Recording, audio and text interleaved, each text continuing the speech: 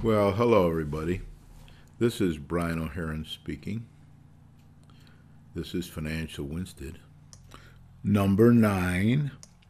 You will see an email address up on the screen tonight. Write it down because you may need it if you want me to send you a copy of the spreadsheet and pipeline that we will be releasing on October 3rd. Send us a note and we'll send you the spreadsheet and pipeline.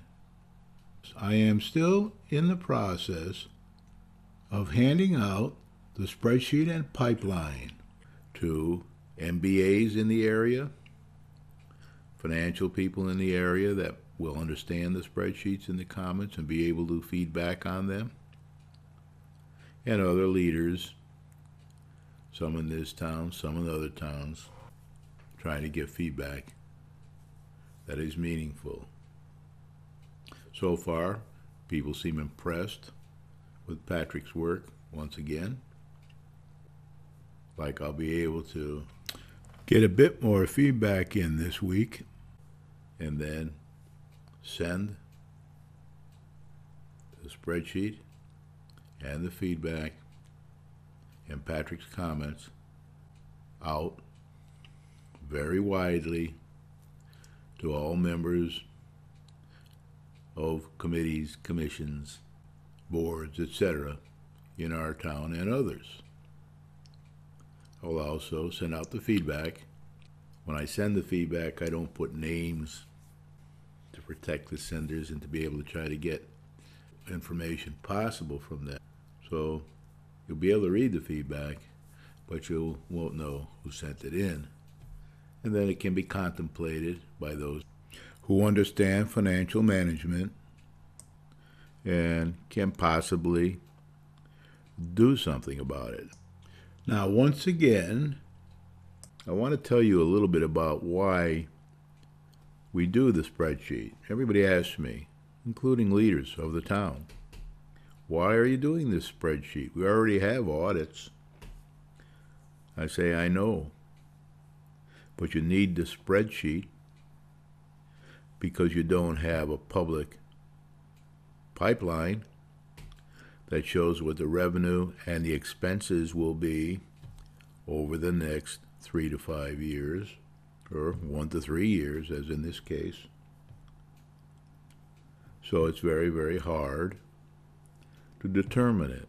Now, in the Harvard Business School approach, you would review this and spreadsheet and you would extrapolate from the past, eliminating any major inconsistencies like the stealing from the town and the mismanagement of the money in the schools that we find, that kind of thing.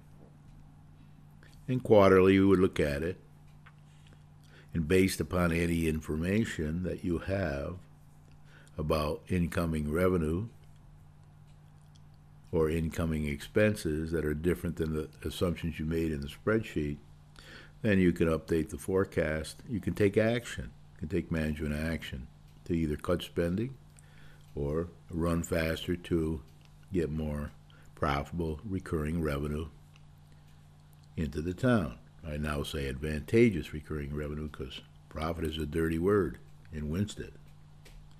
But I'm told by some leaders, and they're very good leaders, that we do know we need this increase in the advantageous recurring grantless revenue if we are to be able to pay for all the expenses that we know we have coming down the pike. For example, paying for the infrastructure repairs. That could include many, many things like water and sewer lines as well as roads and bridges, building repair, etc., etc. Plus, we need the ability to deal with any changes in revenue supplied by the state or the feds. There's all kinds of reasons now why we need to be on top of our financial management. The feedback I've got so far from a couple people I've sent the spreadsheet out to has been good, but it does point out there's lots of room for improvement in the way the town is financially managed. Now, the spreadsheet that I'm sending out, Patrick's spreadsheet and pipeline, is unofficial. It's just a resident of the town and his son trying to alert people that we need to pay more attention to the financial management of this town. We need to grow the grand list. We need to manage the expenditures. And there needs to be balance across all town facilities, organizations, etc. And as you know, schools are now about 65% of our budget, maybe a little less. That's not too helpful for us. It takes almost all of our tax money that we raise just to fund the schools. Now, of course, we do get the money from the state and the feds, so we do have some money to spend on other things from year to year. Well, anyway, that's the reason for this pipeline, extrapolating revenue and expenses for the next 3 years for comment.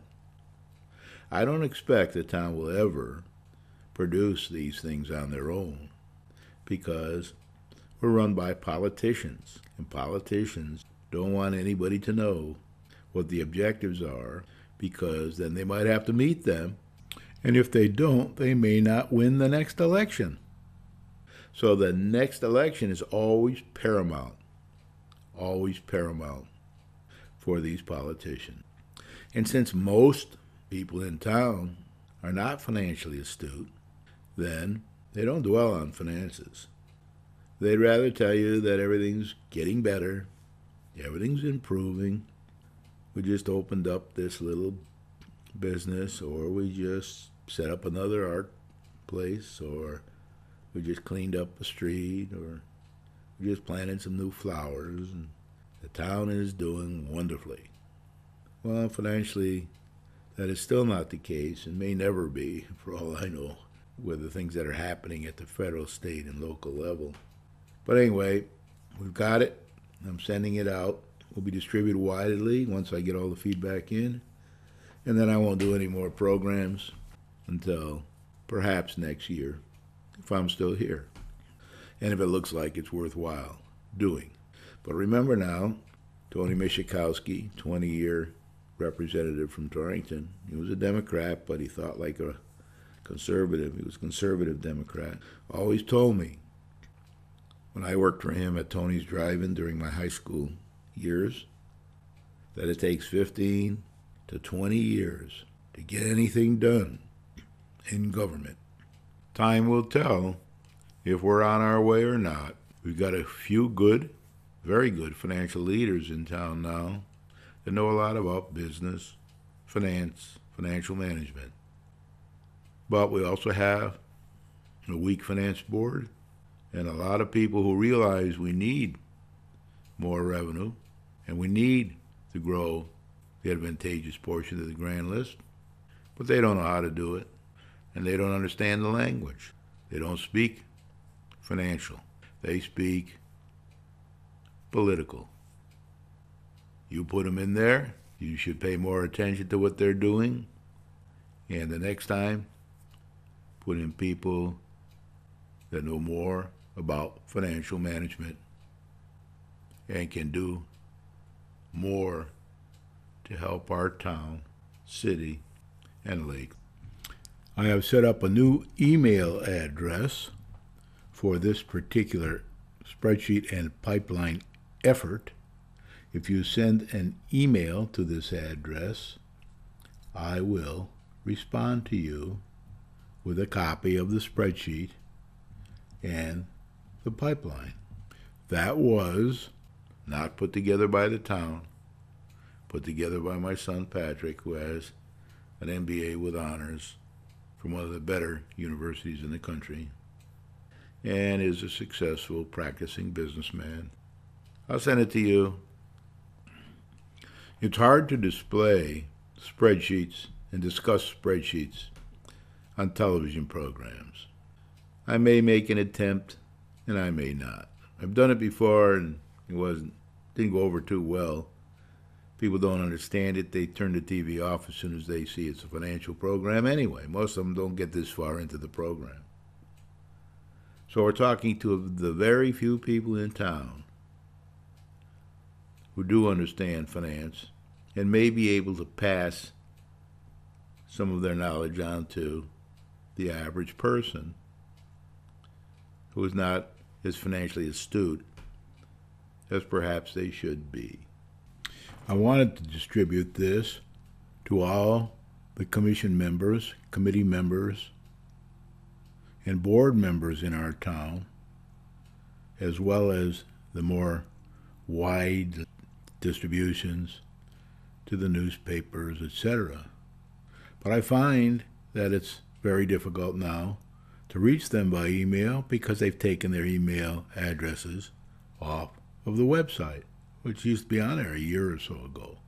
But I'll find a way to get it out to everybody, even if I have to attend the meetings and hand it out during public comment. I'll put it out publicly on the 3rd of October in the evening, and then we may see you again when the 15-16 audit is complete. And then again, maybe I won't. Good night. Brian O'Haron, Financial Winsted. Number 9. Thanks again, Patrick, for volunteering and spending the time to do this work for the benefit, possible benefit, of our town. Thanks again. And thanks to all the MBAs and business leaders in the area and elsewhere for helping me get the feedback for Pat that I will send along without their names when I distribute the spreadsheet and extrapolation right after dinner of revenue and expense for the next 3 years. Maybe next year we'll do 5 years on the extrapolation. Hope it does some good, but I wouldn't bet on it. We all know that Winsted is full of surprises. Anything can happen here, and probably will. That we'll catch in the quarterly reports. Of course, our next exercise will be to finish this audit, the 15-16 audit. They say it's on schedule for the end of the year when it's due to the state. That'll be interesting. And we can watch it quarter by quarter, as they do in the Harvard Business School system, and see how we're doing. And decisions can be made as we go from quarter to quarter that will keep us within budget, on schedule, and allow us to really manage properly and try to predict our pipeline properly in the future. A lot less guessing than we hope. Send us your address. We'll send you the spreadsheet and pipeline, and then you can give us any feedback you want, especially if you find any inaccuracies or have any good ideas. Thank you and good night.